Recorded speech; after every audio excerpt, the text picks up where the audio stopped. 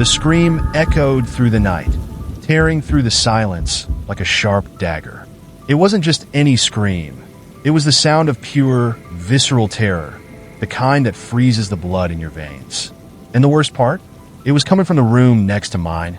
In that moment, with my heart pounding in my chest and the hairs on the back of my neck standing on end, I realized that my obsession with fear had finally caught up to me. My name is Oliver Thompson. I'm 22 years old, and this is the story of how my fascination with horror almost cost my best friend her life. For as long as I can remember, I've been drawn to the unknown, to the spine-chilling sensation that only genuine fear can bring. There's something fascinating about feeling your heart race, your breathing grow shallow, and your skin prickle from a good horror story. Maybe it's the adrenaline, maybe it's the morbid curiosity we all carry to some extent. The fact is, for me, Oliver Thompson, 22 years old, the supernatural has always had a magnetic power that I couldn't resist. I grew up devouring Stephen King books, watching every horror movie I could find, and sharing scary stories with friends during camping trips. But nothing intrigued me more than real-life accounts of paranormal experiences. The idea that the inexplicable could truly happen electrified me. And that's how I became deeply interested in sleep paralysis. It all started when my friend Sophia told me about her terrifying episodes. She described the sensation of waking up in the middle of the night, fully conscious, but unable to move or speak. It was as if her body was trapped, while her mind remained awake. And the worst part, the oppressive presence of an evil entity watching her from the shadows. Just imagining the terror she felt made the hairs on my neck stand on end. From that moment on, I dove headfirst into researching the phenomenon. I spent sleepless nights reading scientific articles, experience reports, and all sorts of theories. The more I learned, the more fascinated I became. The idea of being conscious, but completely vulnerable, at the mercy of terrifying hallucinations, filled me with a mix of fear and curiosity that I couldn't explain. I knew I was venturing dangerously close to dark territory, but I couldn't stop. My fascination with horror was deeply rooted in me, as if it were part of my very essence. Little did I know that my obsessive interest in the topic would lead me to an experience that would test the limits of my courage and change my life forever. A night that began with an unexpected phone call and ended with a shocking revelation that shook everything I thought I knew about fear. The phone vibrated on the nightstand, the glow from the screen slicing through the darkness of my room. It was 3:17 a.m. groggy and confused. I groped blindly until I managed to grab the phone. Sophia's name flashed on the screen. My heart skipped a beat. Sophia never called this late unless... I answered immediately, adrenaline washing away any trace of sleep. Oliver? Her voice was a trembling whisper, almost inaudible. I need you here now. The fear in her voice was palpable, making my skin prickle. My mind raced, conjuring 1,000 scenarios, each more terrifying than the last. Was it another sleep paralysis episode? Or something worse? I'm coming, I replied, already leaping out of bed. I didn't bother changing out of my pajamas. I just threw on a jacket and slipped into my shoes. As I ran down the stairs 2 steps at a time, my mind buzzed.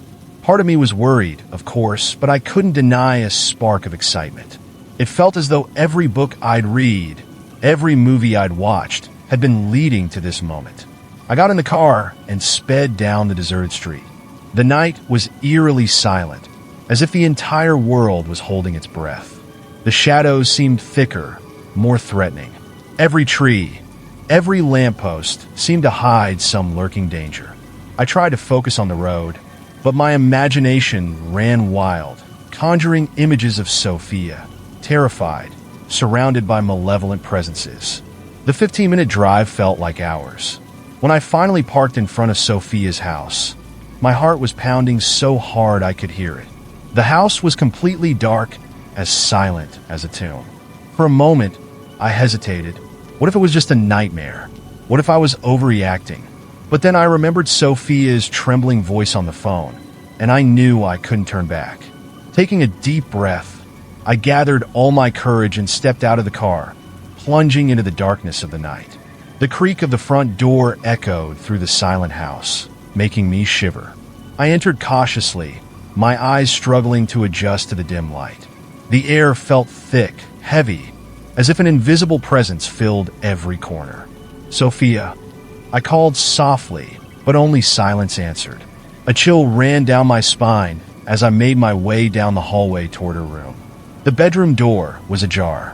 I pushed it gently, my heart hammering in my chest. Moonlight streamed through the window, illuminating Sophia's figure on the bed, her chest rising and falling in a steady rhythm. She seemed to be sleeping peacefully. Confused, I approached.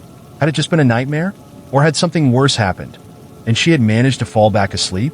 Deciding not to wake her, I quietly sat in the armchair in the corner of the room. My senses were on high alert, picking up every tiny sound in the house. The ticking of the clock on the wall was deafening in the sepulchral silence. The shadows danced on the walls, creating shapes that my tired mind twisted into sinister creatures. I tried to calm myself, telling myself it was just my overactive imagination working overtime.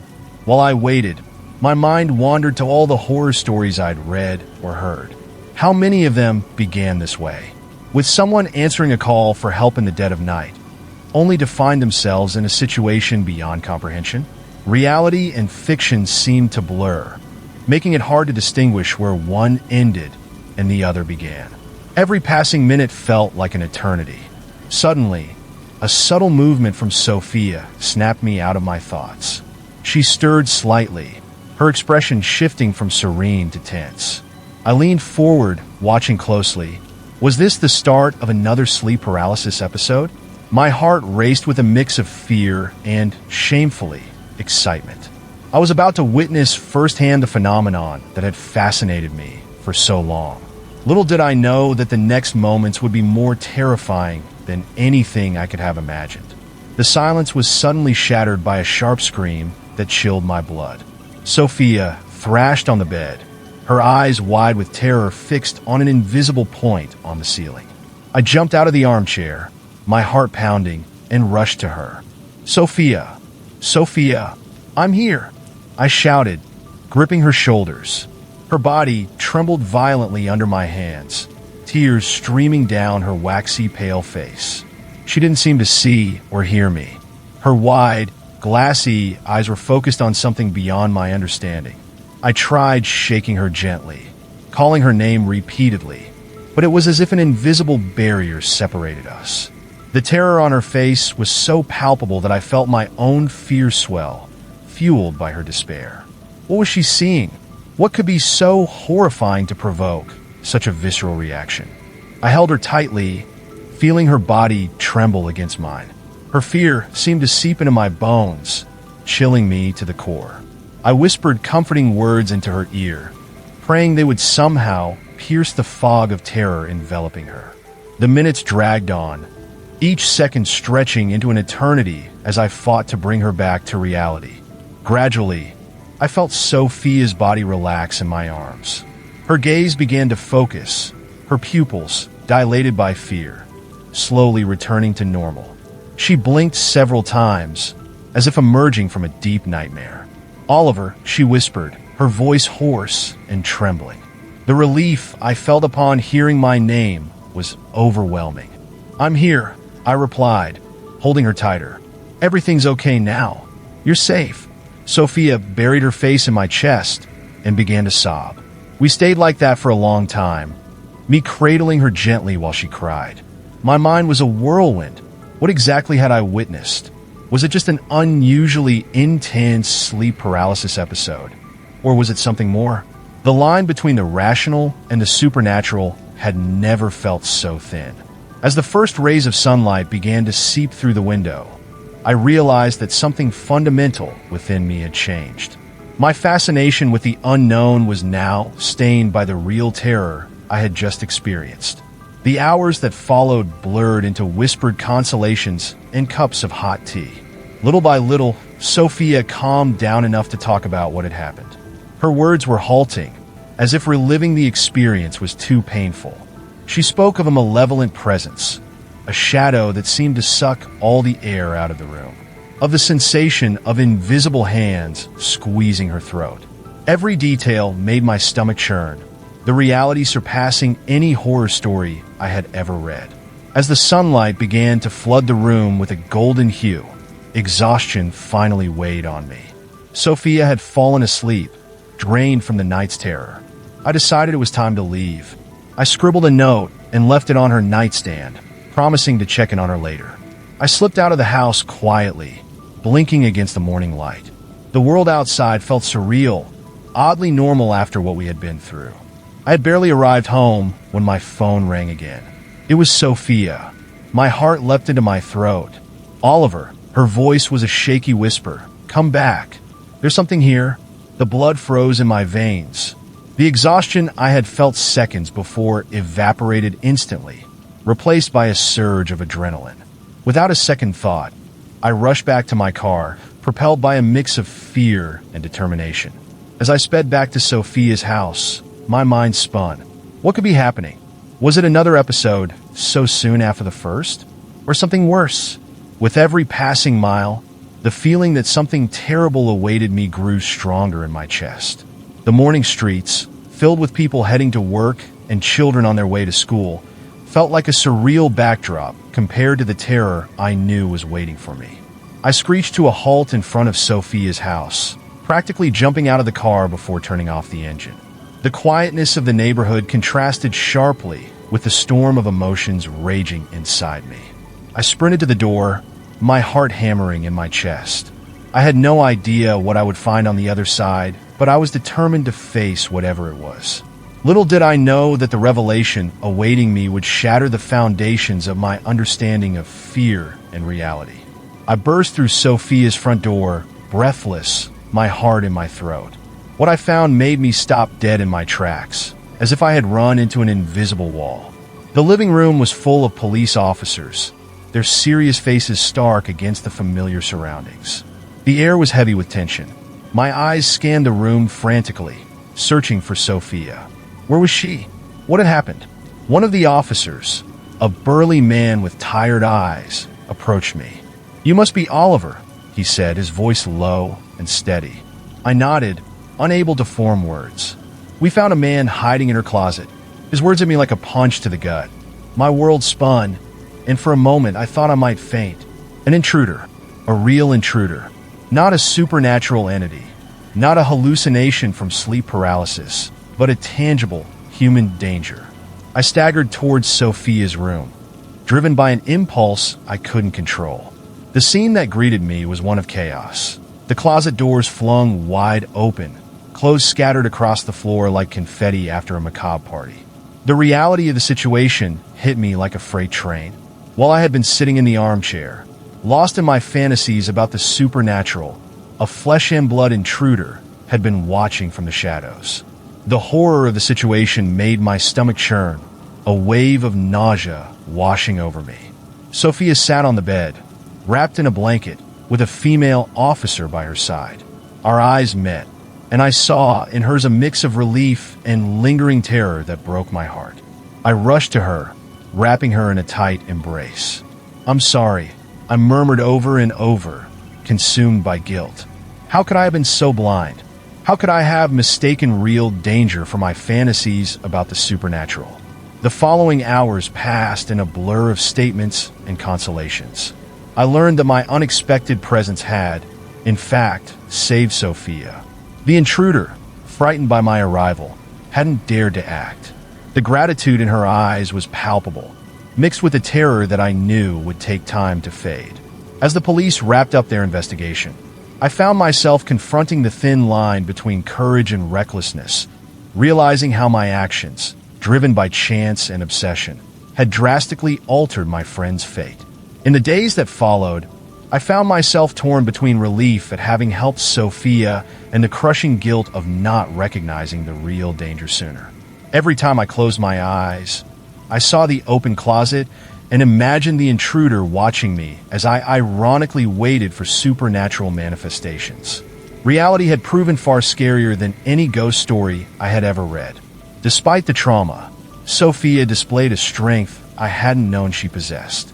"You saved me, Oliver," she said during one of my visits, her eyes brimming with unshed tears. If you hadn't come that night, her voice trailed off, unable to finish the thought. I swallowed hard, feeling the weight of that responsibility. I wasn't a hero. Far from it. I was just a lucky fool whose obsession with the supernatural had accidentally placed him in the right place at the right time. The investigation revealed that the intruder was a known predator with a history of breaking into homes. The thought that Sophia could have become one of his victims made me feel sick. I began to question everything I believed in. My fascination with horror had always been a form of escapism, a way to experience fear in a controlled environment. But now, faced with the real face of terror, I realized how naive I had been. I started seeing the world through new eyes. Every shadow, every strange noise, no longer evoked excitement, but a sharp sense of real danger. My collection of horror books, once a source of pride, now seemed childish and distant from the harsh reality I had witnessed. I realized there was a vast difference between fantasizing about fear and actually confronting it. However, amid all the emotional turmoil, something unexpected began to emerge, a fierce determination to protect and stay vigilant. The fear I once sought in the pages of books had now transformed into an urge to make a difference in the real world. I realized that I had changed forever, marked by a night that proved reality could surpass any horror story. And with that change came the resolve to use my new perspective for something positive. Weeks passed since that fateful night, but the memories remained vivid in my mind. Sitting in my room, surrounded by the books that once brought me so much pleasure, I found myself lost in deep reflection. The fascination with horror that had once defined me had morphed into a disturbing understanding of the fragility of safety. Every shadow in my room seemed to hide potential threats. Every noise made me jump. The real world, I realized, was far scarier than any fiction. But along with fear grew fierce determination. I could no longer hide behind the pages of a book or the screen of a movie. The experience with Sophia had shown me that true horror didn't lie in supernatural stories, but in the real threats lurking in the world around us. I decided to channel my obsession in a new direction. I began researching home security, self-defense techniques, and criminal psychology. If I once sought chills down my spine, now I sought ways to protect and prevent. Sophia and I grew closer after the incident. Our conversations, once centered around horror stories and unexplained phenomena, now focused on practical matters. I helped her install a security system in her home, and we spent hours discussing strategies to cope with trauma. Seeing her strength and resilience inspired me daily. She was determined not to let fear control her, and her courage motivated me to be better. Gradually, I realized that my journey through the world of horror hadn't been in vain. All the knowledge I had accumulated about fear and how the human mind responds to terror was now proving useful in ways I never could have predicted. I began using that knowledge to help others deal with their own fears and traumas. It was as if all the time I'd spent immersed in darkness was finally allowing me to bring some light into the world. Looking back at the young man obsessed with horror stories that I once was, I see how much I've grown. The fear is still there, of course, I think it always will be. But now, it's a familiar companion, not a master that controls me, but a guide that keeps me alert and compassionate. The night that began with a frightened phone call and ended with a shocking revelation changed the course of my life. And though I sometimes miss the innocence of those days, I can't deny that the experience made me stronger, more aware, and, ironically, less afraid of the real world. Because now I know that, no matter how scary reality may be, we have the power to face it and make a difference.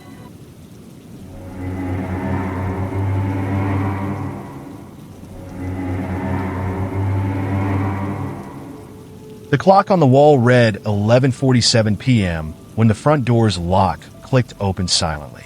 No one was supposed to arrive at that hour. I, Sarah Thompson, was still at work, my mother was asleep on the couch, and my children should have been in their beds. But something or someone had just entered our apartment, and none of us were prepared for what would come next. My days were a constant battle against time and exhaustion. 2 demanding jobs kept me away from home, away from Ethan, 7, and Emily, 4. The absence of their father was a haunting presence, especially for Ethan, whose eyes always searched for a father figure that was no longer there. Our family was like a puzzle with missing pieces, and I desperately tried to fill in the gaps. My mother, Margaret, was my anchor in this turbulent sea. She took care of the kids while I worked, trying to fill the voids I left behind. But I saw the weariness in her eyes, the sadness in Ethan's drawings, and heard Emily's cries at night. We were a family falling apart, and I felt like the only fragile thread holding us together. Our small apartment was our refuge, but sometimes it felt more like a prison. At night, the walls seemed to close in on us, and the shadows took on lives of their own. It was as if the place itself knew something terrible was about to happen, a dark omen I couldn't decipher. That night, while I was still at work, unaware of the intruder who had just entered our home, all my daily worries seemed insignificant. The real nightmare was just beginning, a horror that would test the limits of our already fragile family. And I, trapped in my night shift, was completely oblivious to the terror unfolding in my own home. The sun had long set when Margaret finally managed to put Emily to bed. The 4-year-old had resisted sleep, as she always did when her mom wasn't home. "Mommy will be back soon," Margaret whispered, kissing her granddaughter's forehead. In the next room, Ethan was already lying down, but his eyes remained wide open, fixed on the dark ceiling. Margaret sighed, feeling the weight of her 65 years as she headed to the living room. The apartment was silent, save for the distant hum of traffic outside and the persistent ticking of the clock on the wall. She settled on the worn-out couch and turned on the TV at a low volume. The late-night news filled the screen with their usual stories of crime and disasters. As she watched, Margaret couldn't help but think about Sarah. Her daughter was working herself to the bone, trying to keep the family together after her husband's departure. Pride and concern mingled in her heart. Sarah was strong, but how long could she hold on? The children needed their mother, not just her physical presence, but her attention and love. In his room, Ethan tossed and turned, unable to sleep. His thoughts drifted to his absent father. Why had he left? Would he ever come back? The boy hugged his teddy bear tightly, wishing it were his dad. Through the thin wall, he could hear Emily's soft breathing. At least she was too young to fully understand what was happening. The hours dragged on. Margaret dozed off on the couch, occasionally waking to check on the children. Ethan finally succumbed to sleep, his dreams filled with hazy images of a happy, united family. Emily slept soundly, blissfully unaware of the troubles haunting her family. No one could have imagined that this seemingly ordinary night would spiral into a vivid and terrifying nightmare. The clock struck 11:47 p.m. when the first sign that something was wrong appeared.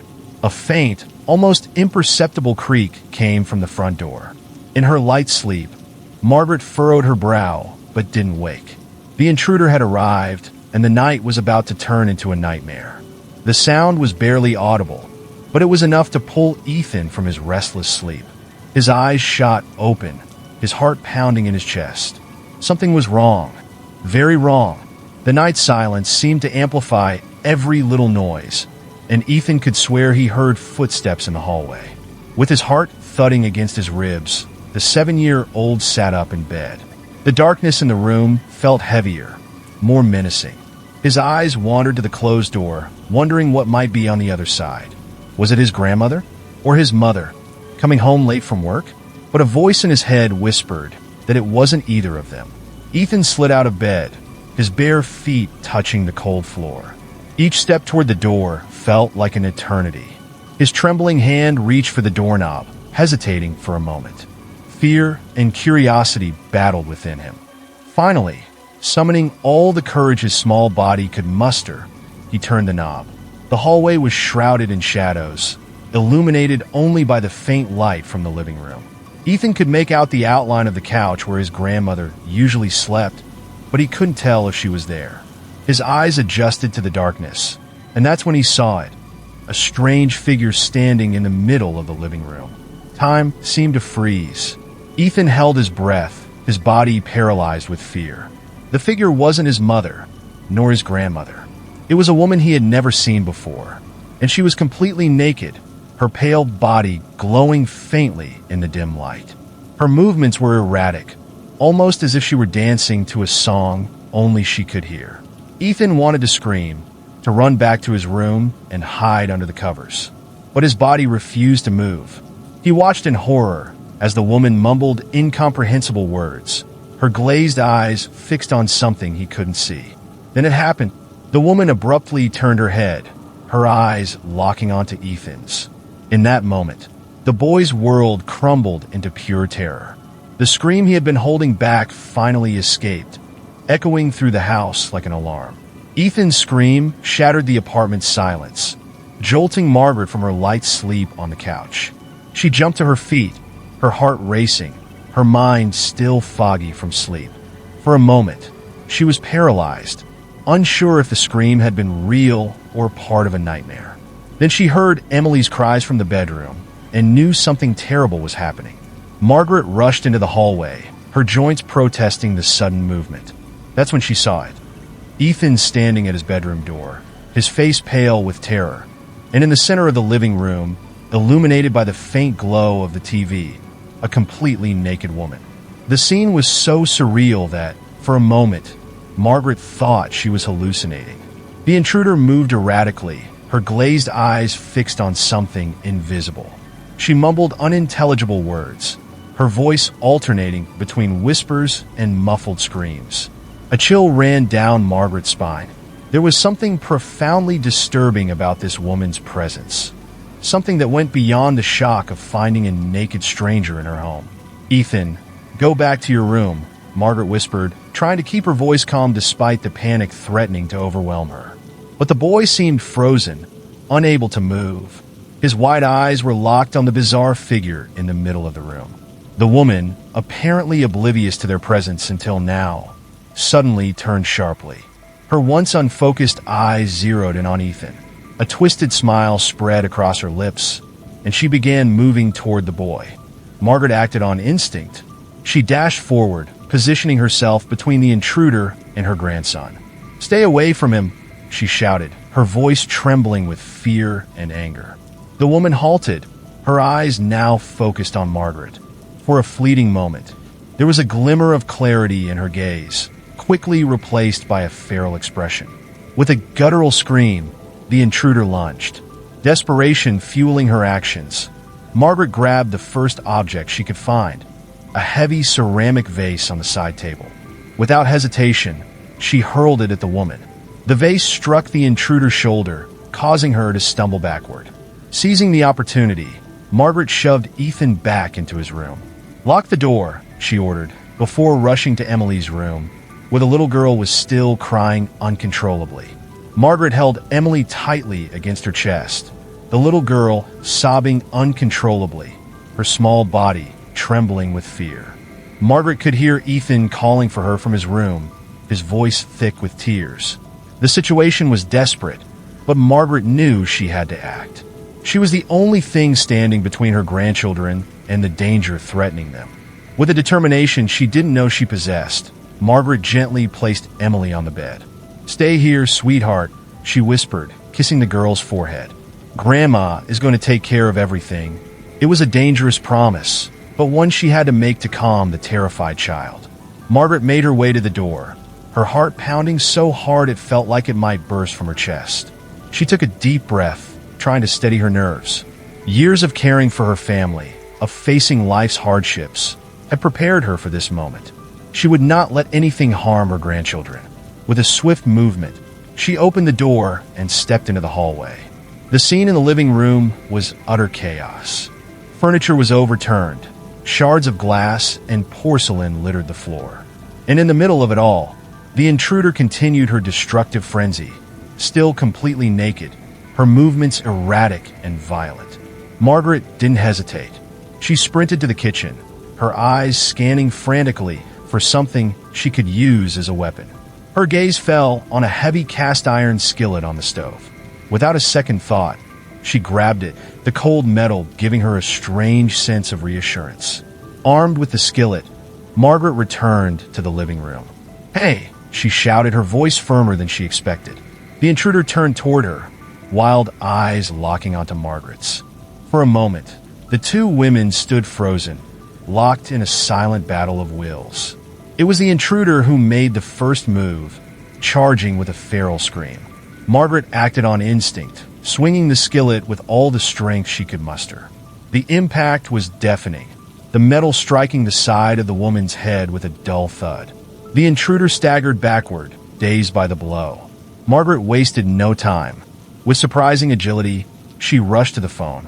Her hands trembled as she dialed 911, her voice urgent as she pleaded for help. "Please come quickly," she panted to the dispatcher. "There's an intruder in our home. She's naked and out of her mind.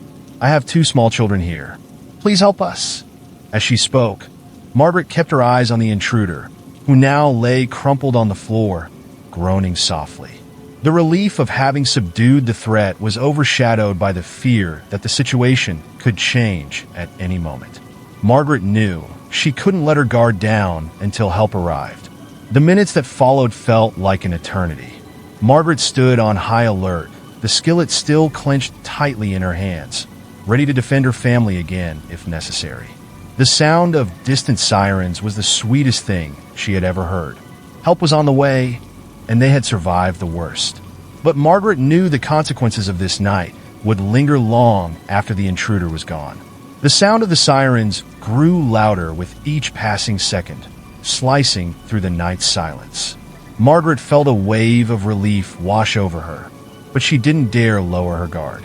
Her eyes remained fixed on the intruder, who now writhed on the floor, moaning softly. The skillet's blow had been effective, but Margaret feared the woman might recover at any moment. Suddenly, as if shocked back to life, the intruder leapt to her feet. Her once unfocused eyes now gleamed with terrifying clarity. She glanced around wildly, like a cornered animal. The sound of the approaching sirens seemed to have jolted her from her frenzied state. "Daniel!" she cried out, her voice filled with despair. "Daniel, where are you?"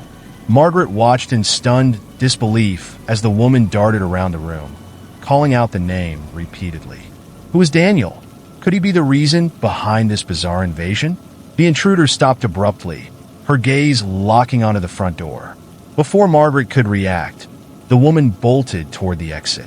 With startling strength, she wrenched the door open, leaving it hanging on its hinges. Margaret rushed to the door, arriving just in time to see the naked figure disappear down the building's stairwell. For a moment, she considered giving chase, but Emily's renewed cries brought her back to reality. Her grandchildren needed her now. With trembling hands, Margaret closed what remained of the door and pushed a heavy piece of furniture against it for added security.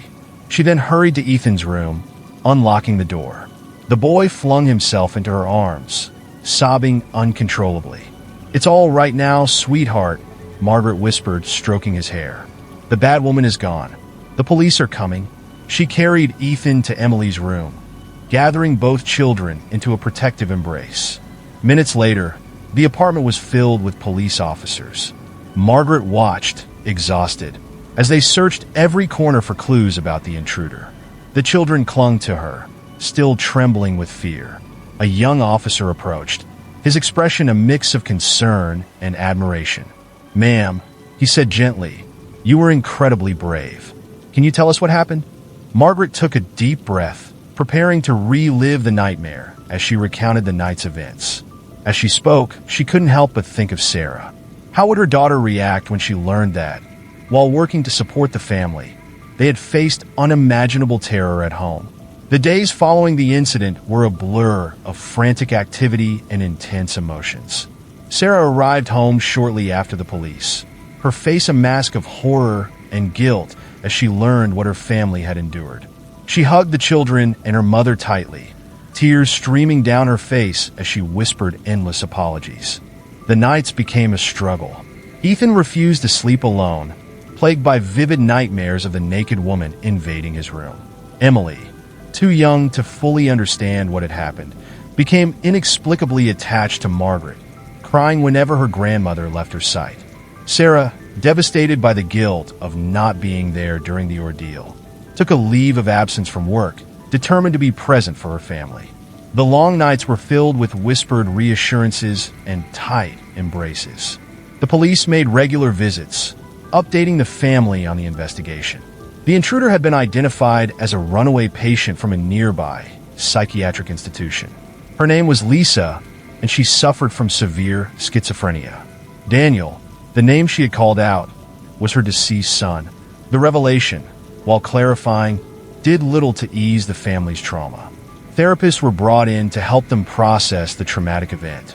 The sessions were intense and emotional. Ethan, in particular, struggled to express his feelings, alternating between bouts of silence and explosive outbursts of fear and anger. "Why did she come to our house?" Ethan asked during one session, his small voice filled with fear. "Will she come back?" The therapist did their best to reassure him, but the emotional scars ran deep. Sarah watched helplessly as her children grappled with the trauma. She wondered if they would ever fully recover. The apartment, once a refuge, now felt like a place of constant danger. Every shadow, every noise, resurrected the terror of that night. Weeks passed, and slowly, almost imperceptibly, the family began to heal. But Sarah knew things would never be the same. Her children's innocence had been stolen, and she wondered if there was anything she could do to restore it. One night, as she tucked Ethan into bed, he gripped her hand tightly. "Mom," he said, his big eyes serious, "can we move? I don't like it here anymore." Sarah felt her heart tighten. She knew it was time to make a difficult but necessary decision. It was time for a fresh start. The decision to move wasn't easy, but Sarah knew it was the right one. The apartment, once their sanctuary, now felt like a prison of traumatic memories. With a heavy heart but determined to give her family a new beginning, Sarah announced her decision at dinner. "We're moving," she said, watching her children and mother closely. Ethan looked up, a mixture of relief and apprehension in his eyes. Emily, still too young to fully understand, continued playing with her food. Margaret nodded quietly, understanding the need for a new beginning. The following weeks were a whirlwind of activity. Sarah poured every spare moment into finding a new home. She finally found a smaller apartment in a safer neighborhood, with a doorman and security cameras. It was smaller than their current home, but the promise of safety was worth the sacrifice. Packing up their lives was bittersweet. Every item carried memories, some sweet, others painful. Ethan, helping pack his toys, seemed older, his eyes carrying a weight no child should bear. "Can we leave the monsters behind, Mom?" he asked one day, his voice small and hopeful. Sarah hugged him tightly, wishing she could promise they would. Margaret, though understanding the need to move, couldn't help but feel a pang of sadness. This apartment had been her home for so many years, the place where she had raised Sarah, where she had watched her grandchildren grow. Leaving it behind felt like closing an important chapter of her life. But she knew her family needed this new beginning. On the day of the move, the Thompson family gathered one last time in the empty living room. Sarah looked around, remembering all the happy moments they had shared there, trying not to dwell on the final, terrible night. "Are we ready?" she asked, her voice steady despite the tears threatening to fall. Ethan took his mother's hand. Emily clung to Margaret's leg, and together they walked out the door, leaving behind not just an apartment, but also the fear, guilt, and trauma that had haunted them. In the elevator, Sarah felt a mixture of fear and hope. Fear of the unknown that lay ahead, but hope that this new beginning might help heal the invisible wounds they all carried. As they reached the street, the sun shone brightly, as if welcoming this new chapter in their lives. Sarah helped the children into the car, and Margaret settled into the passenger seat. Before getting in, Sarah took one last look at the building that had been their home. "Goodbye," she whispered, not just to the building, but to the fear, guilt, and trauma they were leaving behind. Then, with a deep breath, she got into the car and started the engine. As they drove toward their new home, Sarah felt a spark of optimism ignite in her heart. The road ahead would be difficult, but they would face it together as a family. Looking in the rearview mirror, she saw Ethan gazing out the window, his eyes reflecting a mix of anxiety and hope. Emily slept peacefully in her car seat. Margaret smiled gently at her. In that moment, Sarah knew that no matter what the future held, they had each other, and that, she thought, was the most important thing of all. As the car rounded the corner, leaving the old neighborhood behind, Sarah allowed herself a small smile. This wasn't an end, but a new beginning. And together, they would write a new chapter, a chapter of healing, strength, and above all, unconditional love.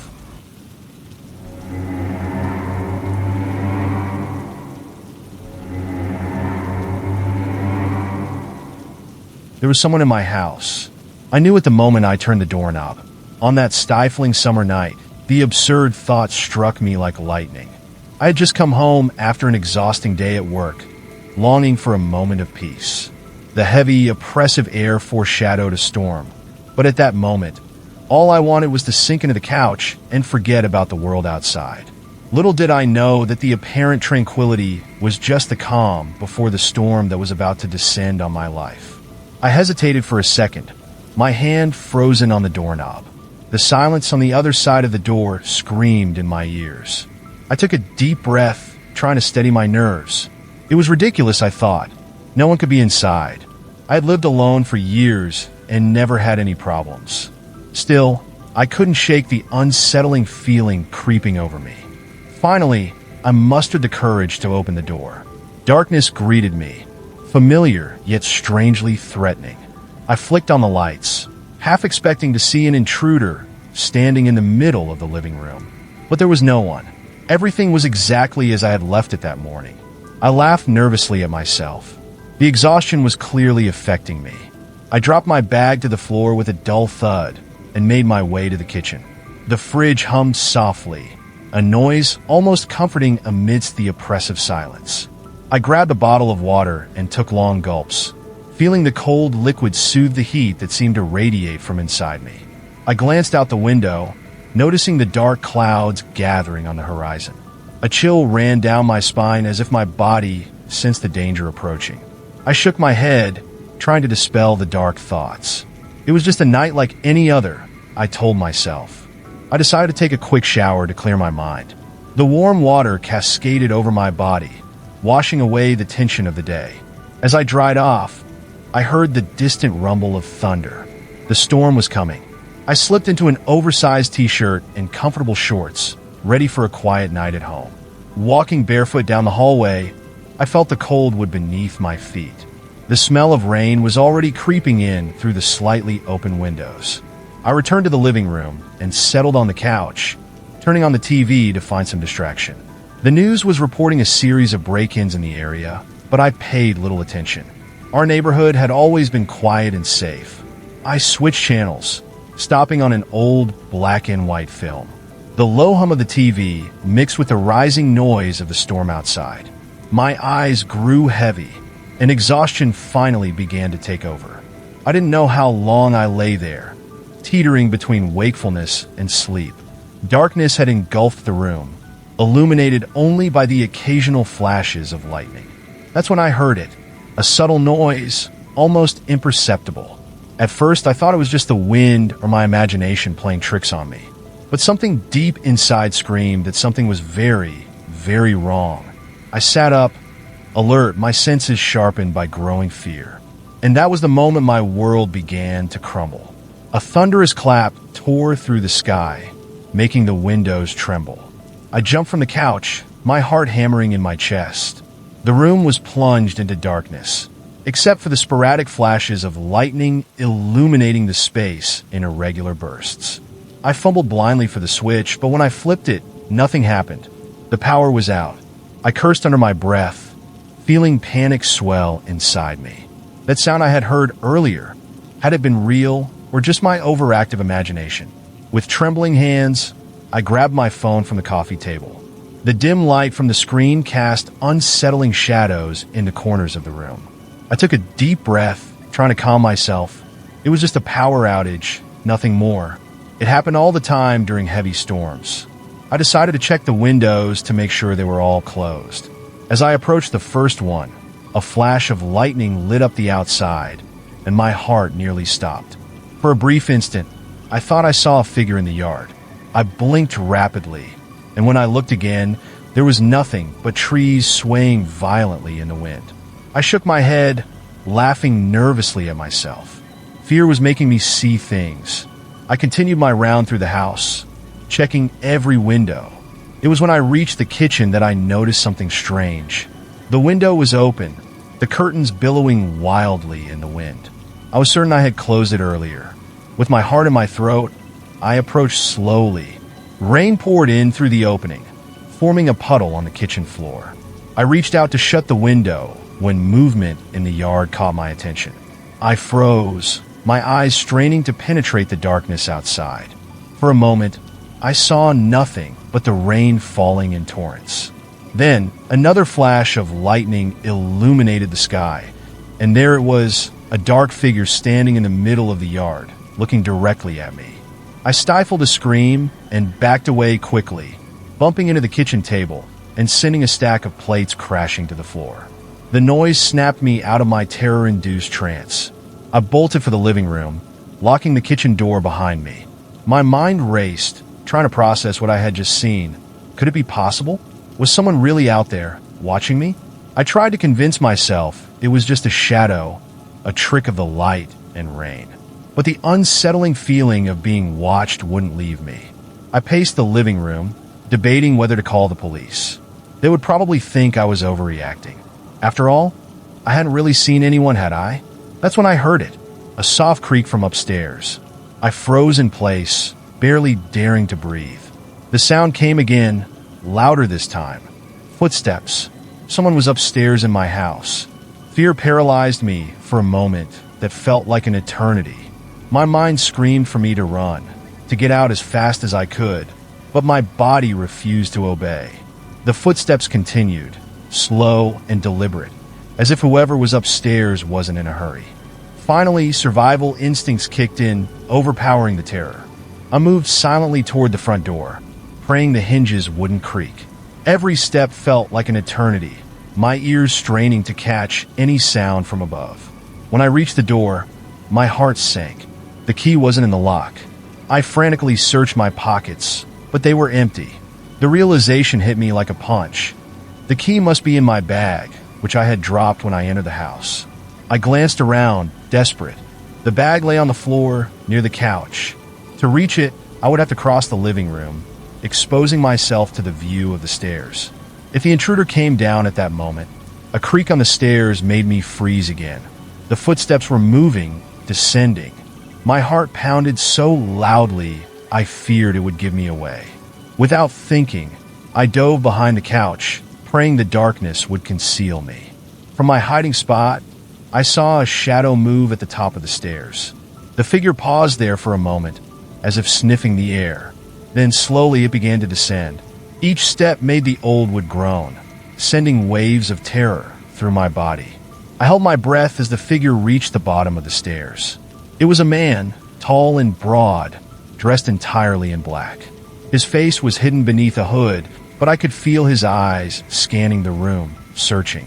For a terrifying moment, I thought he was looking directly at me. I squeezed my eyes shut, as if that could make me invisible. When I opened them again, he had moved, walking slowly toward the kitchen. As soon as he was out of sight, I moved. My heart in my throat, I crawled silently toward my bag. My hands trembled so badly I could barely open it. Finally, my fingers brushed against the keyring. The soft jingle of metal sounded like thunder in my ears. I froze, waiting for the intruder to come running. But the sound of the rain must have muffled the noise. Slowly, I began to rise, clutching the keys tightly in my hand. The front door was just a few steps away. Freedom, safety, and then the light came on. The sudden brightness blinded me momentarily, drawing a gasp from my lips. My heart stopped for an instant, then raced wildly, each beat pounding in my ears. I blinked rapidly, trying to adjust to the harsh light. When my vision cleared, I saw the intruder standing at the entrance to the room, his fingers still on the switch. He was even more intimidating in the light, tall, muscular, and dressed entirely in black. His face was partially obscured by a mask, but his eyes, as cold, calculating eyes were locked onto mine. For a moment that felt like an eternity, we stood there, frozen, staring at each other. My mind screamed at me to move, to run, to fight, anything, but my body wouldn't respond. Fear rooted me to the spot, as if my legs had turned to stone. Then the intruder broke the standoff. In one smooth motion, he lunged toward me, his arm outstretched, his hand reaching for me. That movement snapped me out of my paralysis. With a scream I barely recognized as my own, I spun on my heels and bolted toward the door. My hands shook so violently I could barely hold the keys. Behind me, I heard his heavy footsteps, fast and closing the distance between us. Desperation surged through me as I fumbled with the key, jamming it into the lock with trembling fingers. I twisted it frantically, praying the door would open before he caught me. Just as I felt his fingers graze my shoulder, the door swung open. Without looking back, I threw myself out into the stormy night. The rain hit me like icy needles, drenching me instantly, but I barely noticed. My only thought was to get away, to escape the nightmare unfolding behind me. I ran barefoot down the dark street, the wet asphalt cold beneath my feet. The rain poured relentlessly, blurring my vision and making it hard to see more than a few steps ahead. But I didn't dare stop. I could still feel the intruder's presence behind me, as if his shadow chased me through the storm. I turned a corner sharply, nearly slipping on the slick pavement. My heart hammered in my chest, adrenaline surging through my veins. I glanced over my shoulder. He was still there, his dark figure gaining on me with every step. Panic consumed me as I scanned my surroundings for a way out. The houses around me were dark, their occupants oblivious to the terror unfolding outside. I thought about screaming for help, but the roaring storm drowned out every sound I made. Then I saw it, a narrow alleyway between two houses. Without hesitation, I darted into it, the narrow passage squeezing around me. Trash bins and debris cluttered the path, scraping against my legs as I stumbled through. I tripped over a pile of cans, skinning my knees, but I didn't stop. I had to keep moving. I burst out the other side into a small park. The grass was waterlogged, turning the ground into a slippery mess. In the center of the park stood an old playground, its structures looming like shadowy sentinels in the storm. I sprinted toward it, my breath coming in ragged gasps. I slid under a metal slide, pressing myself against the cold frame as I tried to calm my frantic breathing. My entire body shook, partly from the cold, but mostly from the overwhelming fear. I squeezed my eyes shut, listening for any sign that he was still following me. The minutes dragged by, each one feeling like an eternity. The rain continued to pour, creating a curtain of water that surrounded me. Slowly, my breathing steadied, and my thoughts became clearer. What now? I couldn't stay hidden under the slide forever. I needed to get help, but what if the intruder was still nearby, waiting for me to lower my guard? Cautiously, I peered out from my hiding place. The park seemed deserted, the shadows shifting with every flash of lightning. There was no sign of the man in black. Had I lost him? Could I really be safe? Summoning every ounce of courage, I crawled out from under the slide. My legs felt weak, barely able to support my weight. I looked around, trying to decide where to go. The nearest police station was just a few blocks away. If I could make it there, then I saw him. He stood at the edge of the park, his silhouette outlined by a distant flash of lightning. My blood ran cold. How had he found me so quickly? There was no time to think. The man started running toward me, his heavy footsteps splashing through the rain-soaked grass. I turned and sprinted in the opposite direction, my heart pounding so fiercely I thought it might burst. I raced across the park, barely aware of the muddy ground beneath my feet. The exit was just a few meters away. Freedom was so close. But I could hear him getting closer, his ragged breath just behind me. As I reached the street, I frantically looked around for help. And then I saw it, headlights cutting through the rain. A car. Without hesitation, I ran into the middle of the road, waving my arms desperately.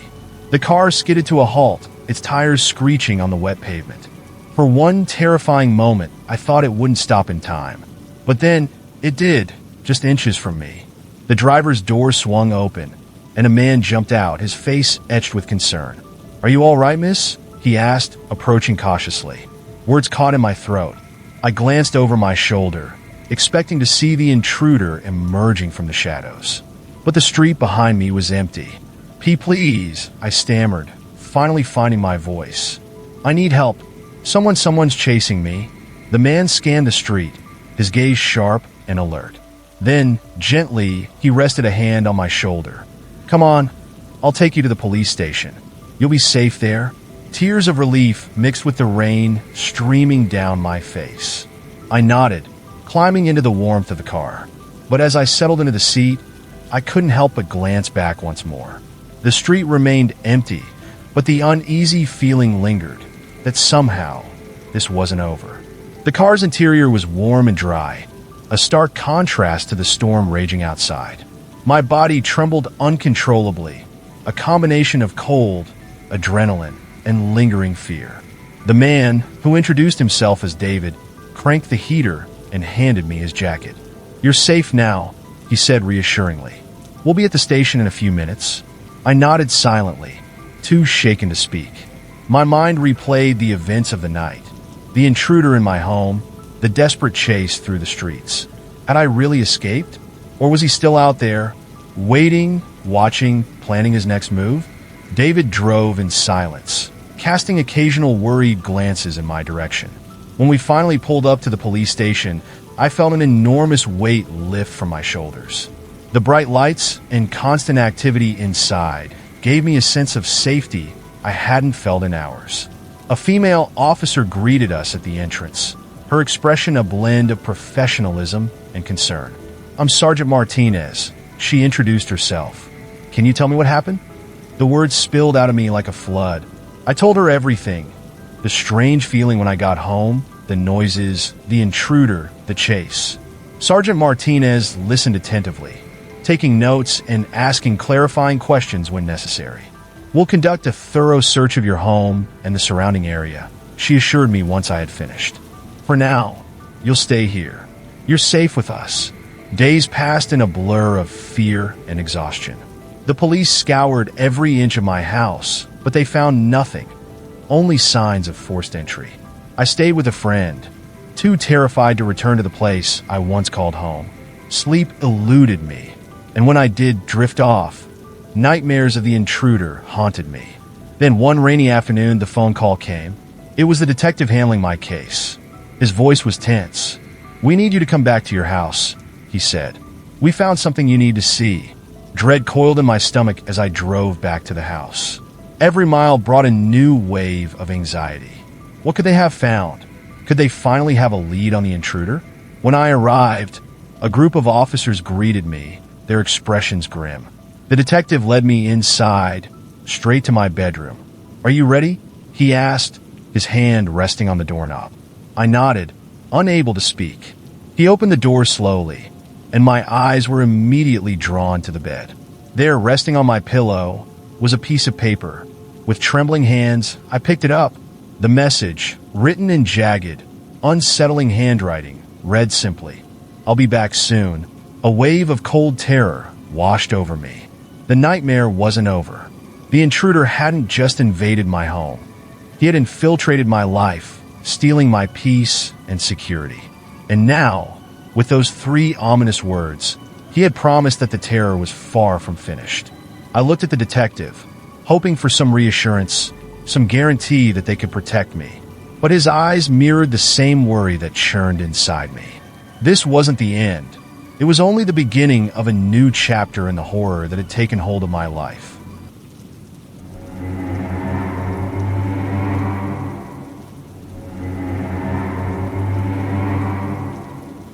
The smell of fresh paint filled my nostrils as I opened the door to my new apartment in Chicago.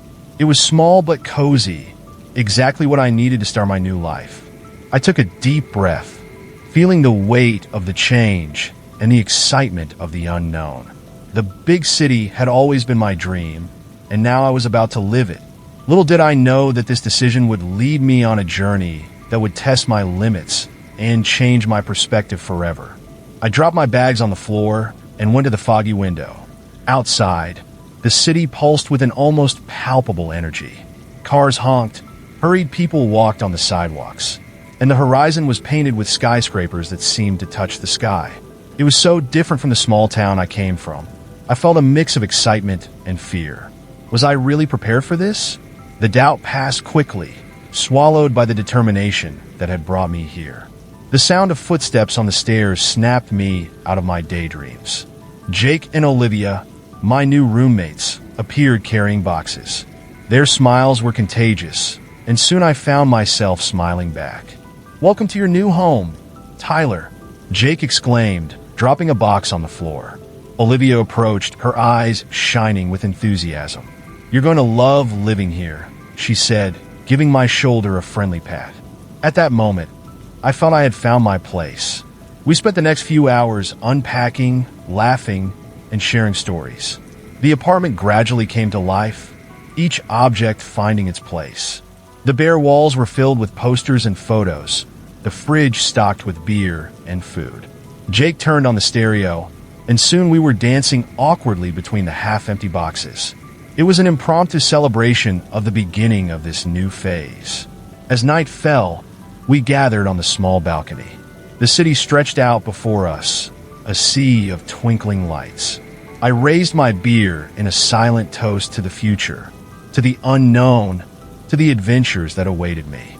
The cool night air caressed my face, bringing with it promises of new beginnings. I was ready to embrace everything Chicago had to offer, not knowing that I would soon face a challenge that would change the course of my life forever. The weeks flew by, and I soon found myself completely immersed in Chicago's bustling life.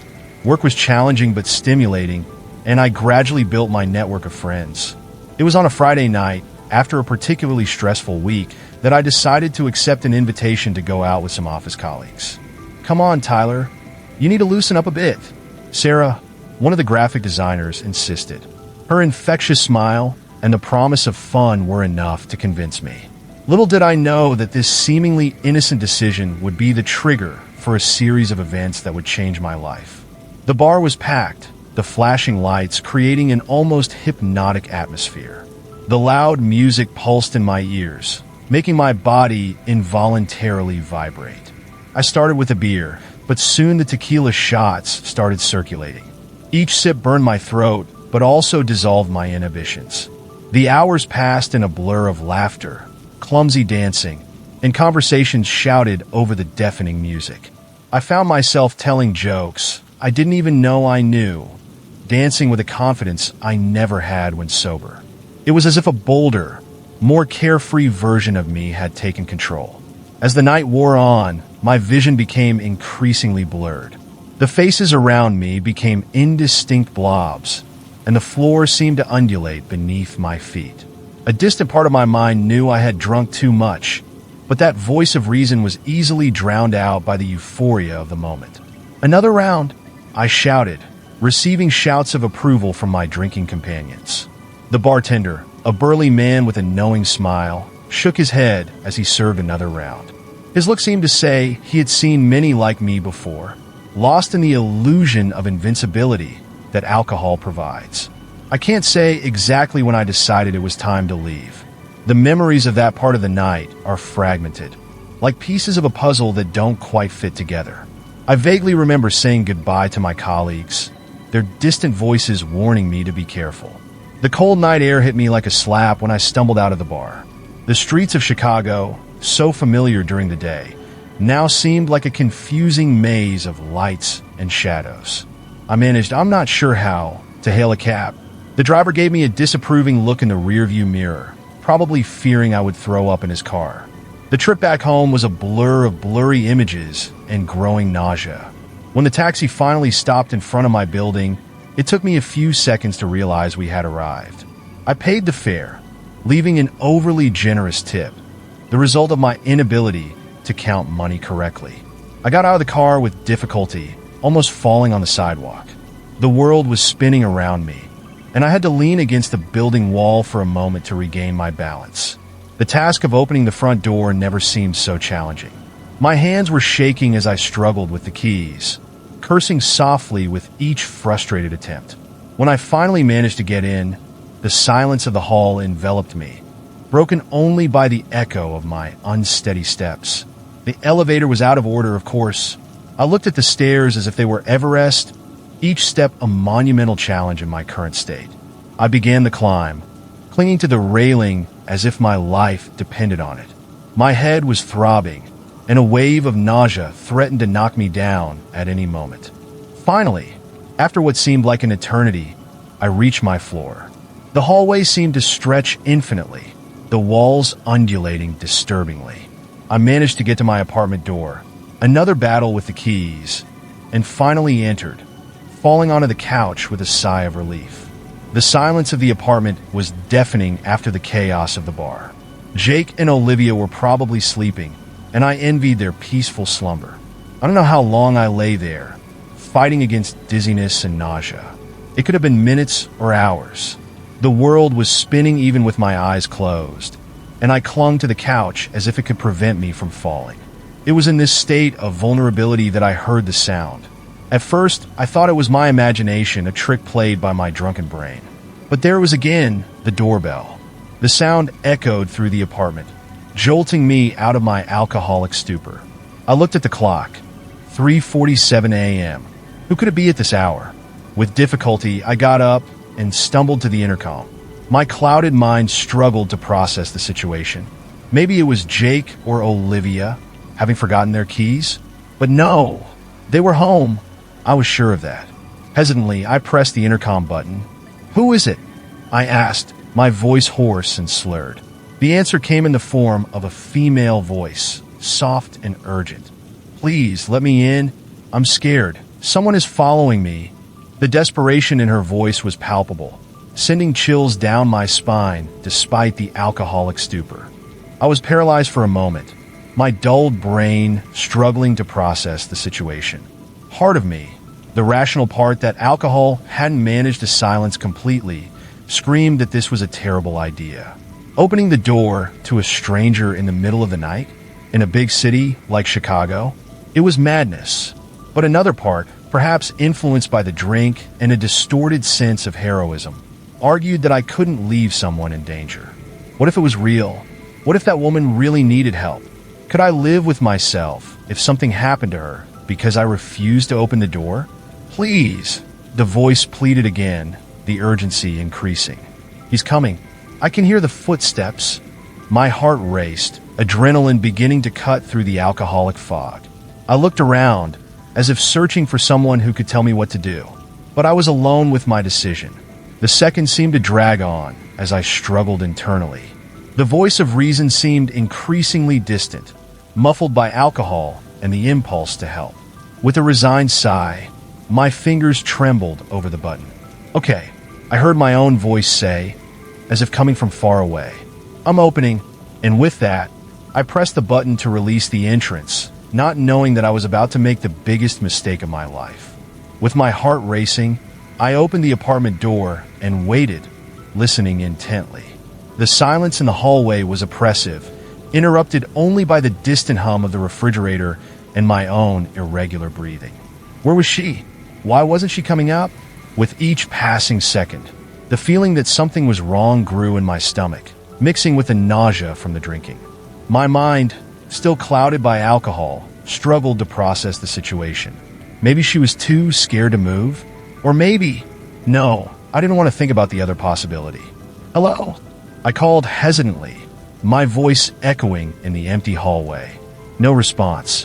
The silence seemed to mock my naivety. Slowly, reality began to seep through the alcoholic haze in my mind. What kind of person in real danger would take so long to seek safety? Adrenaline began pumping through my veins, clearing my thoughts. Something was very, very wrong. I took a step back, ready to close the door when I heard it. Footsteps, but they weren't the light, hurried steps I was expecting. They were heavy, determined, coming up the stairs with a dark purpose. Fear hit me like a punch in the stomach, instantly dissipating the last vestiges of drunkenness. My body reacted before my brain could fully process the danger. With a quick movement, I slammed the door and turned the key, locking it. My heart hammered against my ribs as I backed away, eyes fixed on the door as if it might disappear at any moment. The footsteps were getting closer, louder, more threatening. My mind screamed in panic. How could I have been so stupid? How could I have fallen for such an obvious trap?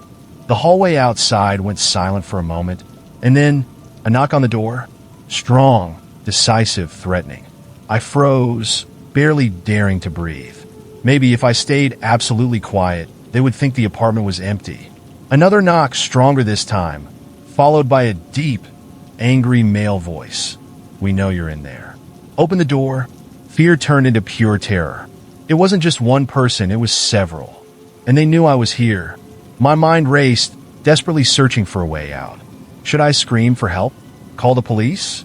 Or would it be better to try to escape? As I struggled with these options, I heard a sound that chilled my blood. The metallic click of someone tampering with the lock. They were trying to break in. Panic took over. There was no more time to think. With my heart in my throat, I ran to the bedroom, stumbling over my own feet. "Jake! Olivia! Wake up!" I shouted, my voice broken by fear. The sound of fists violently pounding against the door echoed through the hallway, each impact sending waves of terror through my body. As I shook my roommates awake, I silently prayed we would have enough time to think of a plan before it was too late. Jake was the first to react, jumping out of bed with eyes wide with confusion and fear. "What's going on?" he asked, his voice hoarse from sleep, quickly turning alert. Olivia stirred, still half asleep, until another boom at the door made her sit up abruptly. "Someone's trying to get in," I stammered, the words coming out in an anxious torrent. I messed up. Someone asked for help through the intercom, said they were being chased. I opened the building door, but it was a trap. The realization of my mistake hit me full force at that moment, guilt threatening to suffocate me. Jake cursed under his breath, rushing to the living room to assess the situation. Olivia, now fully awake, grabbed her cell phone. "I'm calling the police," she said, her fingers trembling as she dialed. I stood still, paralyzed by guilt and fear, listening to Olivia report our situation in a low, urgent voice. The sounds at the door continued, a terrifying mix of banging and scratching. Jake returned, his face a mask of determination. "The door will hold for now," he said, "but not for long. We need a plan." I nodded mechanically, grateful that someone was taking control. "The police are on their way," Olivia informed us, hanging up the phone. "But they said to lock ourselves in a room and not confront the intruders." Jake nodded, his eyes scanning the room for something he could use as a weapon. His gaze landed on the baseball bat leaning in the corner. He picked it up, testing its weight in his hands. "Let's go to the bathroom," he decided. "It's the innermost room, and the door is solid." We followed Jake, the sound of our footsteps muffled by the carpet, each bang on the front door sending waves of fear through us. In the small bathroom, Jake locked the door and positioned himself next to it, the bat raised. Olivia huddled in the bathtub, the phone clutched to her chest. I sat on the closed toilet, my head in my hands, fighting against the wave of nausea that threatened to overwhelm me, a toxic mixture of fear and hangover. The silence inside the bathroom was oppressive, broken only by our rapid breathing and the distant but persistent sounds of the intruders trying to get in. Each second seemed to drag on for an eternity. The anticipation of what might happen next was almost unbearable. Suddenly, we heard a loud crash coming from the living room, the front door finally giving way. My heart stopped for a moment, and then started beating furiously again. Heavy footsteps echoed through the apartment, accompanied by muffled male voices. They were inside. I exchanged terrified looks with Jake and Olivia. This was it. Whatever was going to happen would happen now. I closed my eyes, silently praying for the police to arrive in time, for us to get out of this situation alive. Regret consumed me. How could I have been so naive? How could I have put not only my life, but also my friends' lives in danger? As the footsteps approached our hiding place, I made a silent promise. If we survived this night, I would never be so reckless again. I would never let alcohol cloud my judgment like this again. Now, All we could do was wait and pray. The sound of footsteps and muffled voices grew closer and closer to the bathroom. My heart was beating so hard I was sure the intruders could hear it. Jake gripped the baseball bat tighter, his knuckles white from the pressure. Olivia had her eyes closed, her lips moving in a silent prayer. The fear was palpable in the air, almost suffocating in the small bathroom space. Each second seemed to stretch infinitely, filled with the terrible anticipation of what was to come. Suddenly, a deep, threatening voice sounded from the other side of the door. "We know you're in there. Open the door now, and no one gets hurt." We exchanged panicked looks. Jake shook his head, signaling for us to keep quiet. But my mind was in turmoil. What if they really wouldn't hurt us if we cooperated? Or was it just another trap, like the female voice on the intercom? Indecision paralyzed me, fear and guilt fighting inside me. The doorknob began to move violently, the metal creaking under the pressure. Last chance, the voice threatened, now charged with anger. "Open up, or we'll break down the door." Jake positioned himself, ready to face whoever came in. Olivia choked back a sob, her hands shaking as she held the cell phone, ready to dial 911 again. I stood up, my legs wobbly, not knowing what to do, but knowing I couldn't stand by while my friends faced the danger I had brought into our lives. The first blow to the bathroom door was like a gunshot, making us all jump. The wood groaned, but held. Another blow followed, and another. Each impact reverberated in my bones, increasing the terror running through my veins. Jake shouted, his voice surprisingly firm. "The police are on their way. Get out now if you don't want to be arrested." For a moment, there was silence. Then, a cruel laugh echoed from the other side of the door. "Nice try, kid, but we know the police will take time to get here. Enough time for us to get what we came for." At that moment, something inside me snapped. The guilt, the fear, the anger, it all mixed into a sudden wave of determination. I couldn't let this happen. I couldn't stand by while people I had put in danger fought for me. With a quick movement, I grabbed the heavy hairdryer from the shelf. Jake looked at me, immediately understanding. We positioned ourselves, one on each side of the door, ready for whatever came next.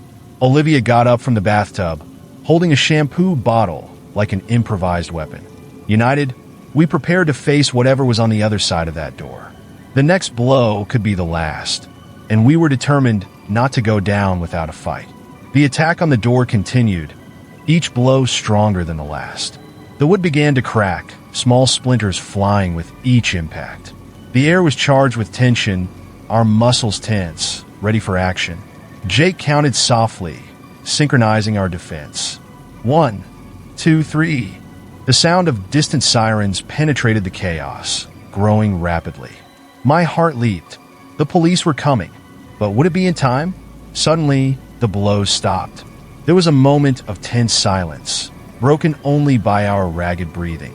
Then we heard urgent and hurried voices, followed by the sound of rapid footsteps moving away. "They're running away!" exclaimed Olivia, her voice a mixture of relief and disbelief. Jake pressed his ear against the door, listening intently. "I think so," he whispered, "but let's wait a bit longer." We remained silent, alert to any sound. The minutes dragged on, filled only by the distant sound of approaching sirens. Slowly, the adrenaline began to subside, leaving me shaky and exhausted. The guilt came back full force. "I'm sorry," I muttered, my voice breaking. "This is all my fault." Jake put a hand on my shoulder. "Now's not the time for that, man. The important thing is that we're all okay." Olivia nodded, still pale, but with a weak smile. "Let's get out of here," she suggested. "I think it's safe now." Cautiously, Jake unlocked the door and opened it. The apartment was in chaos. Furniture overturned, drawers open, our belongings scattered everywhere. But it was empty. The intruders had left. We walked slowly through the living room, taking in the destruction. The front door was wide open, the lock broken. Through it, we saw the flashing lights of police cars arriving. Relief flooded me, mixed with deep exhaustion. As the police officers entered, asking questions and ensuring our safety, I let myself fall onto the overturned couch. The reality of what had almost happened was beginning to sink in. I looked at Jake and Olivia, talking to the officers, and felt a wave of gratitude for their courage and loyalty. I promised myself that somehow I would make this up to them. As the chaotic night finally came to an end, I knew nothing would be the same after this. The big city I had so longed to explore now seemed a much darker and more dangerous place. But I also knew that I had learned a valuable lesson about trust, caution, and the consequences of our actions. It was a lesson I would never forget. The morning sun filtered through the apartment windows, illuminating the chaos left by the previous night. Sitting at the kitchen table, an untouched cup of coffee in front of me, I felt exhausted and emotionally drained. The detective had just left, leaving behind a card and a series of questions that still echoed in my mind.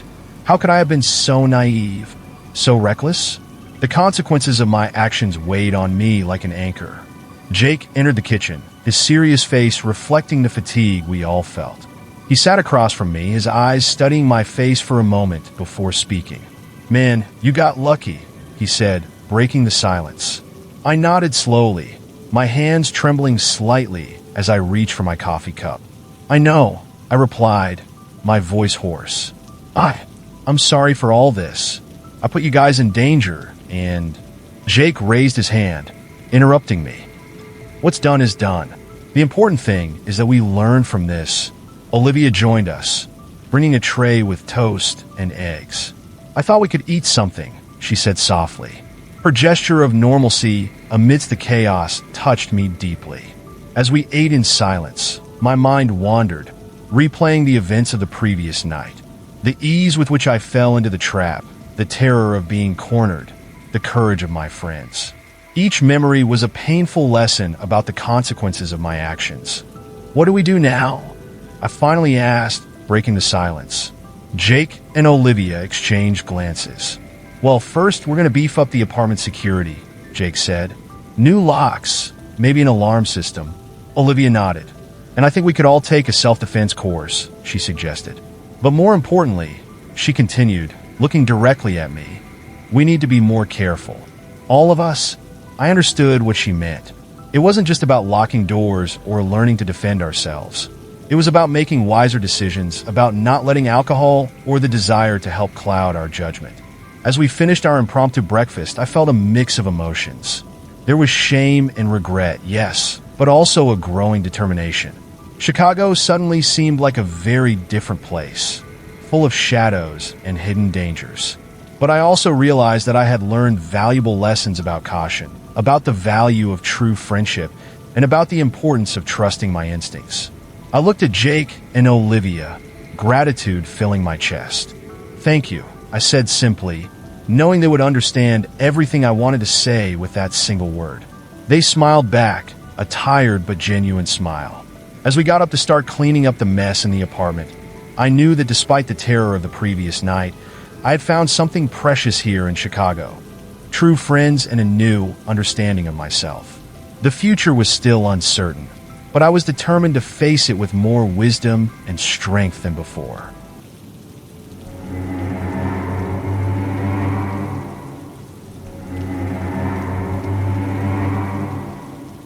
The wind howled furiously as I opened the door to the imposing Thornberry mansion, making me shiver involuntarily. The approaching storm seemed to carry with it a dark omen, something I couldn't explain but felt deeply. I took a deep breath, trying to shake off this unsettling feeling. After all, it was just another night of work as a babysitter, something I had done countless times before. Little did I know this night would be different from all the others. As soon as I entered, I was greeted by warm hugs from Asher and Piper, 6 and 4 years old respectively. Their innocent smiles and cheerful laughter momentarily dispelled my apprehension. "Zoe, you came to play with us?" exclaimed Piper, her eyes shining with excitement. I smiled back, feeling infected by her enthusiasm. "Of course, sweetie. What do you want to do first?" I asked as I followed them to the living room. The house was quiet, except for the occasional creaking of wood under the relentless attack of the wind. The Thornberrys had gone out to a charity event in town, leaving me in charge of their precious children. As we played with building blocks on the soft living room rug, I couldn't help but notice how the shadows seemed to lengthen on the walls, dancing almost hypnotically in the flickering lamplight. A sudden flash of lightning lit up the room, followed almost instantly by a deafening thunderclap. Piper let out a frightened cry, burying her face in my shoulder. Asher, trying to appear brave, but with wide eyes, moved closer to us. "It's okay," I murmured, hugging them. "It's just a storm. Come on, how about we make a pillow fort?" As we built our makeshift refuge, my eyes kept being drawn to the windows. The darkness outside seemed impenetrable, swallowing everything beyond the well-manicured lawn. Each time lightning struck the sky, I briefly glimpsed the desolate landscape surrounding the mansion, and a shiver ran down my spine.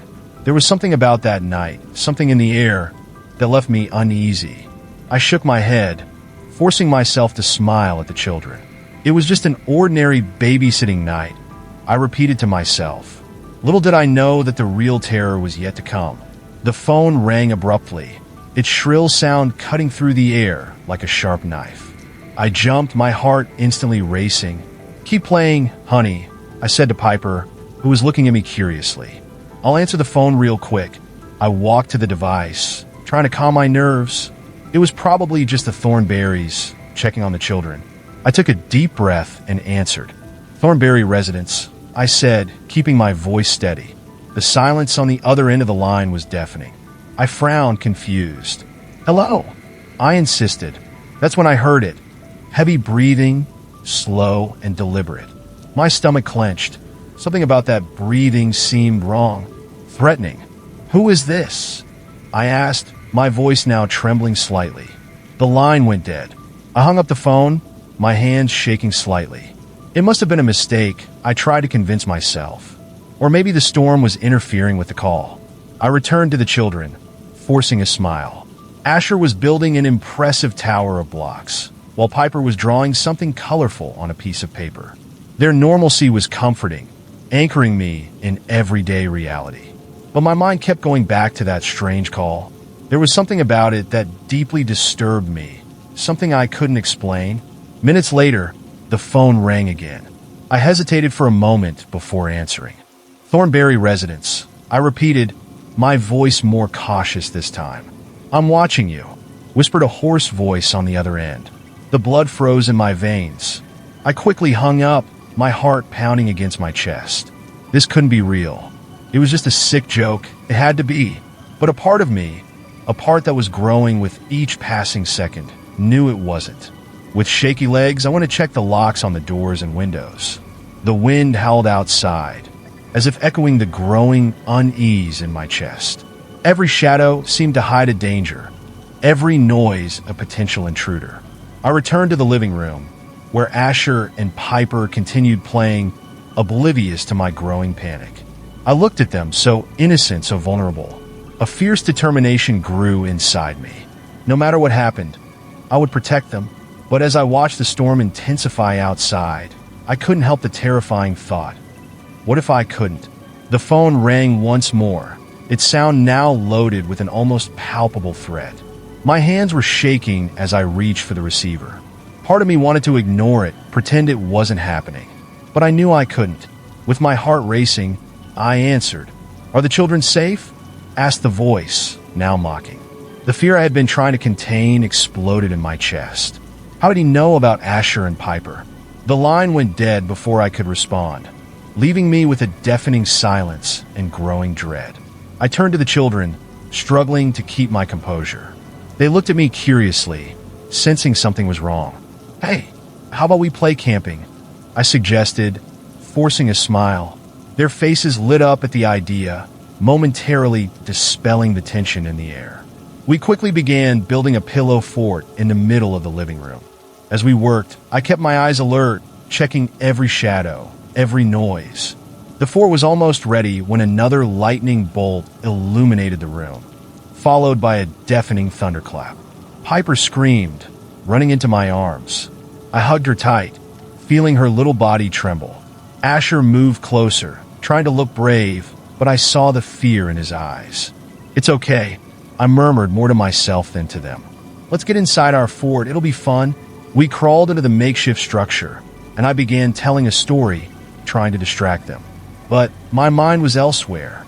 Every shadow seemed to move. Every creak of the house sounded like an intruder's footsteps.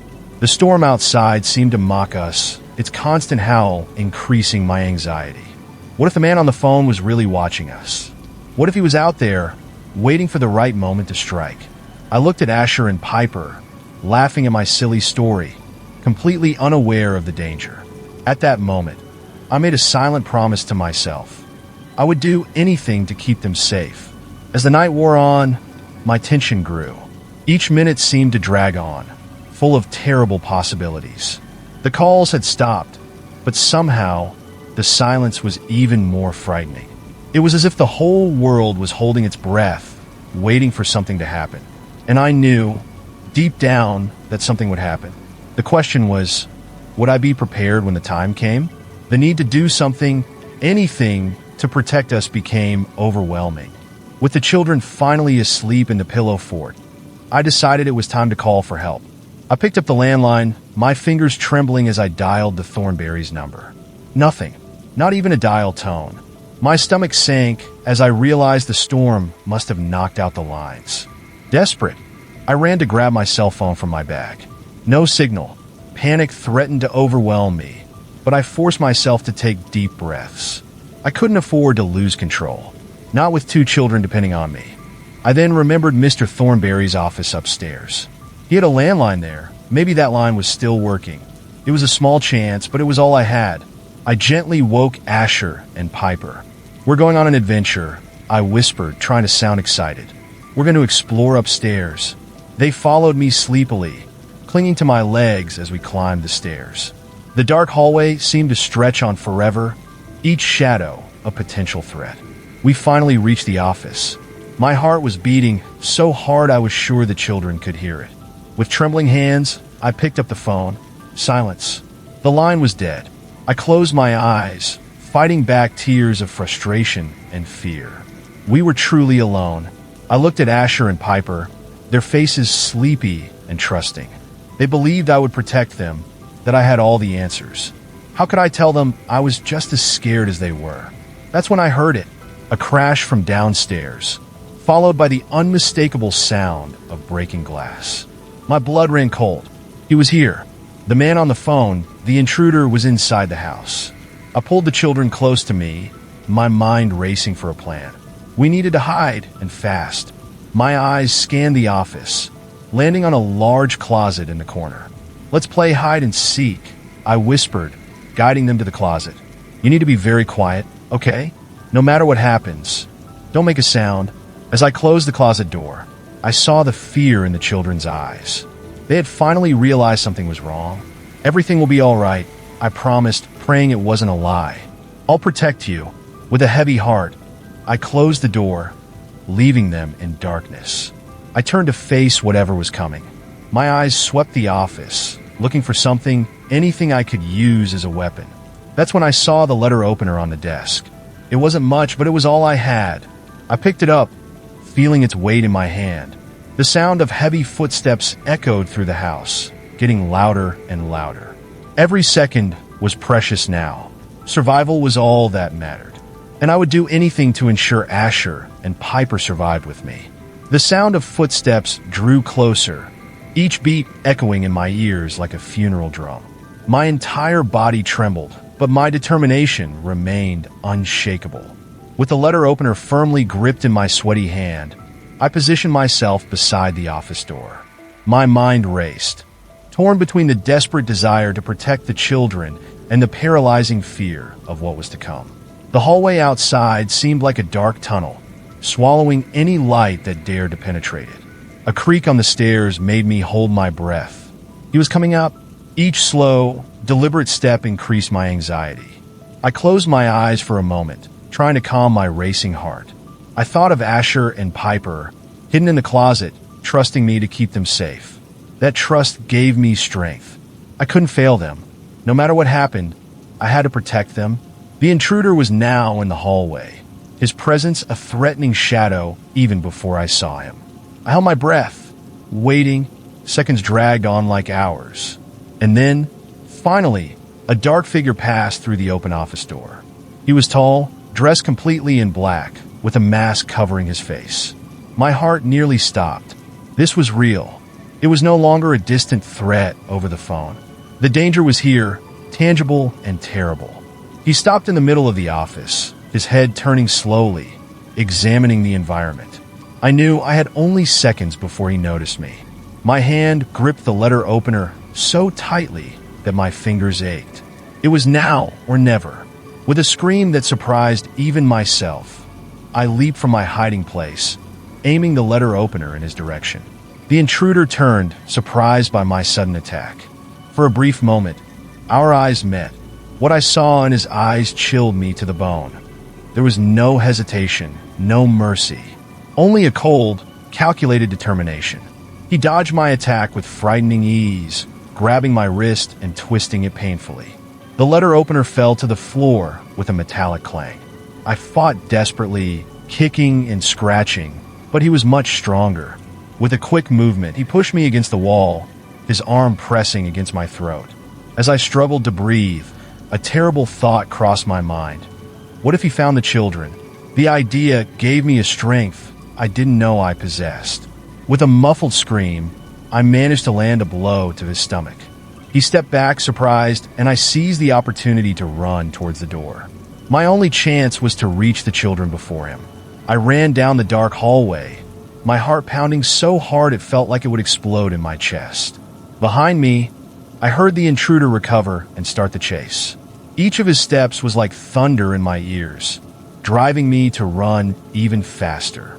My mind was in chaos, torn between survival instinct and the desperate need to protect Asher and Piper.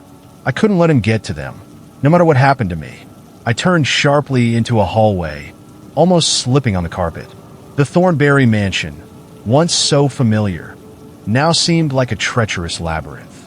Every shadow concealed a potential danger. Every corner could be a trap. The sound of the intruder's heavy breathing was getting closer. He knew the house better than I did. I realized with a shiver of terror. He was cornering me, guiding me to where he wanted me to go. It was a deadly game of cat and mouse, and I was losing. Desperate, I entered a guest room, quietly closing the door behind me. My eyes frantically scanned the room, looking for a hiding place. The wardrobe? Too obvious. Under the bed? He would certainly look there. My eyes landed on the thick curtains. Without thinking twice, I dove behind them, trying to control my panting breath. The heavy fabric muffled the sounds, creating a fragile illusion of safety.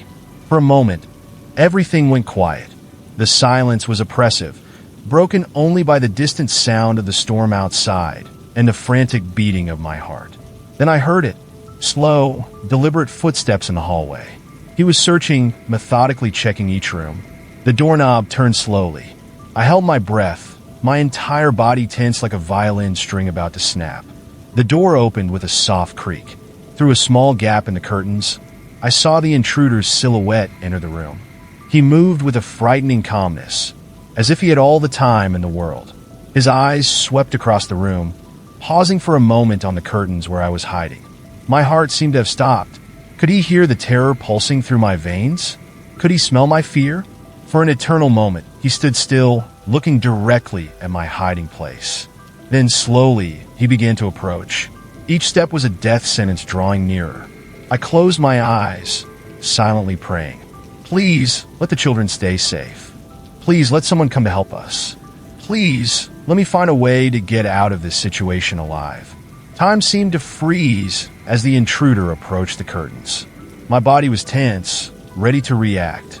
At the last second, when his hand was about to grab the fabric, a noise from the hallway made him stop. My heart leaped. It was Asher and Piper's voices. They must have come out of the closet, looking for me. The intruder turned abruptly, leaving the room. Without thinking, I jumped out from behind the curtains and ran after him. I couldn't let him get to the children. Asher, Piper, run! I screamed at the top of my lungs as I emerged into the hallway. The children were there, their eyes wide with fear as they saw the masked man. The intruder turned to me, his posture exuding anger. At that moment, all caution abandoned me. There was only the fierce need to protect those innocent children. "Get behind me," I ordered, my voice surprisingly firm. Asher and Piper ran behind me, clinging to my legs. The intruder advanced, his imposing figure blocking the hallway. My eyes frantically scanned the area, looking for something, anything I could use as a weapon. That's when I saw the heavy vase on a nearby table. Without hesitation, I grabbed it and hurled it with all my might. The intruder, caught off guard, couldn't completely dodge. The vase hit him in the shoulder, making him stagger backward. Seizing the opportunity, I grabbed Asher and Piper by the hands and ran towards the stairs. My heart was beating frantically, adrenaline rushing through my veins. We descended the steps in a frenzy of hurried footsteps and muffled screams. Behind us, I heard the intruder recover and start the pursuit. Every second was precious. Every step could mean the difference between life and death. We reached the ground floor, running towards the front door. My hands shook as I struggled with the lock. Come on," I muttered desperately. The sound of the intruder's heavy footsteps grew ever closer. Finally, the door opened. I pushed the children outside into the stormy night. The rain hit us hard, but I barely noticed. All that mattered was putting as much distance as possible between us and that man. We ran across the soaked lawn, the grass slippery under our feet. And then, in the most desperate moment, I saw something that made my heart leap with joy. Lights. Car lights approaching. The blue and red lights cut through the darkness like a beacon of hope. Sirens tore through the air, drowning out even the roar of the storm. I fell to my knees on the muddy grass, hugging Asher and Piper tightly. Tears of relief streamed down my face, mixing with the rain. We were safe. The nightmare was over. I heard shouts and hurried footsteps. Police officers surrounded the house, their weapons drawn. The intruder, surprised by the sudden arrival of the police, tried to escape through the back. But there was no escape. In a matter of minutes, he was captured and handcuffed. As they led him to the patrol car, our eyes met for a brief moment. What I saw in his eyes disturbed me deeply. There was no remorse, only a cold indifference. A shiver ran down my spine as I thought about what could have happened if the police hadn't arrived in time. The Thornberrys arrived shortly after, their faces pale with worry and fear. Mrs. Thornberry ran towards us, sobbing as she hugged Asher and Piper. Mr. Thornberry helped me up, his expression a mixture of gratitude and guilt. "Zoe, we have no words to thank you," he stuttered. I nodded silently, still unable to form coherent words.